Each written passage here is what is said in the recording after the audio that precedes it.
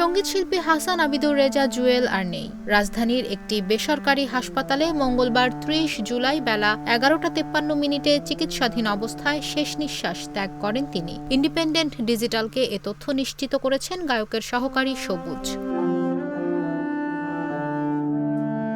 ২০১১ সাল থেকে লিভার ক্যান্সারে ভুগছিলেন জুয়েল। একসময় এই মরণব্যাধি সংক্রমিত হয় তার ফুসফুস ও হাড়েও। তখন থেকেই দেশ বিদেশের বিভিন্ন হাসপাতালে গায়কের চিকিৎসা চলছিল।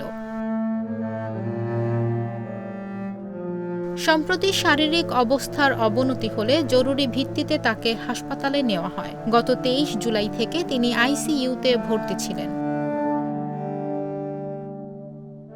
বিজলি কেবলস যে কোনো স্থাপনার বৈদ্যুতিক সংযোগকে রাখে নিরাপদ। বিজলি কেবলস, নিরাপদ আজীবন। ৯০-এর দশকে ব্যান্ড সঙ্গীত যখন তুমুল আলোচনায়, ঠিক তখনই ব্যতিক্রমী একটি কণ্ঠ নিয়ে হাজির হন শিল্পী হাসান আবিদুর রেজা জুয়েল। আয়ুব বাচ্চুর সুরে প্রথম অ্যালবাম কুয়াশা প্রহর প্রকাশ হয় ১৯৯৩ সালে। প্রথম অ্যালবামেই নিজের জাত চিনিয়েছেন তিনি।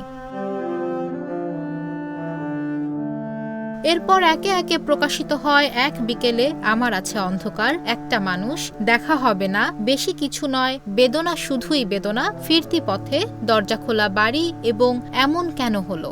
এছাড়াও বেশ কিছু সিঙ্গেল ও মিশ্র অ্যালবামে গেয়েছেন জুয়েল।